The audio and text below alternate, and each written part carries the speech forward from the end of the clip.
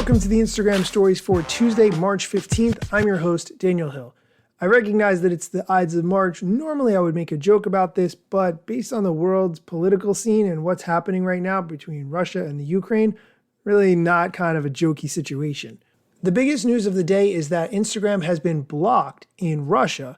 And here's a clip of Adam Mosseri talking about not only what the implications are for that, but what they've done to try to help the people of Russia and Ukraine through Instagram.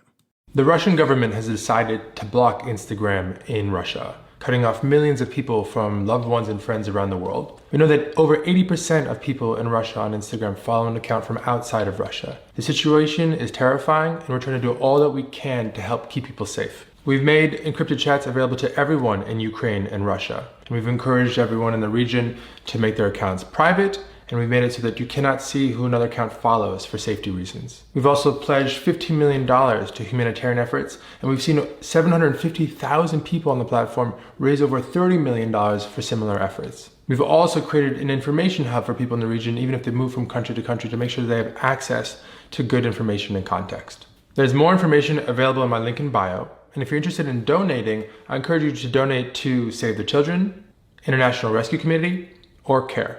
All amazing organizations doing important things right now. With that, I'll sign off.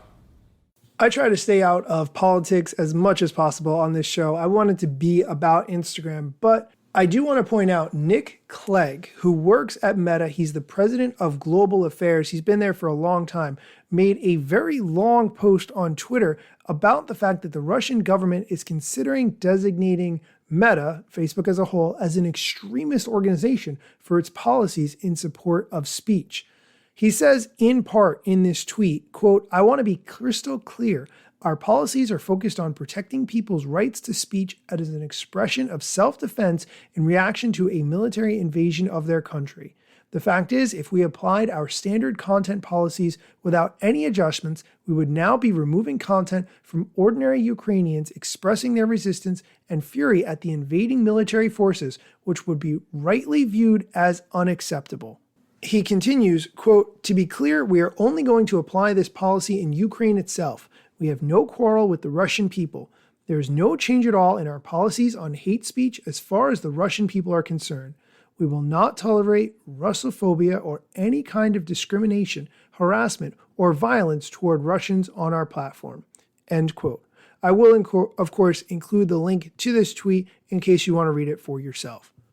In other news, Instagram tweeted that they are now launching live moderator roles on Instagram Live, where creators can assign a moderator and give them the power to report comments, remove viewers from a live, or turn off comments for a specific viewer. I think this is a really good addition, but kind of late to the game. I think everyone was really big on lives back when we were locked down about 2 years ago. Now I feel that since life has returned to normal in some respects, you don't need as much of the content moderation that you did before, when just no one had anywhere to go and nothing to do except join lives and maybe be mean to people on those lives. I will, of course, include the link to the tweet in the show notes, so if you want to check it out, you can see a screenshot of what it looks like to be chosen as a moderator. I think this would provide value for brands, though, because if you have a lot of people joining your live and you have a designated social media manager person who can moderate those comments, that does make a lot of sense. But since the comments go by so quickly, it's kind of hard to read them in that moment, and it's tough to scroll back and see the past comments. I don't know that this feature is really such a big deal. That's going to do it for today's show. If you have not left a review, I would really appreciate it. It would help other people to find the show. Go on Apple Music, search for the Instagram stories. You will find this show. You'll know it because it has a ton of episodes. There's one every single day. Leave a review, please. I would really appreciate it. Thanks so much for listening, and be sure to come back tomorrow for more Instagram news.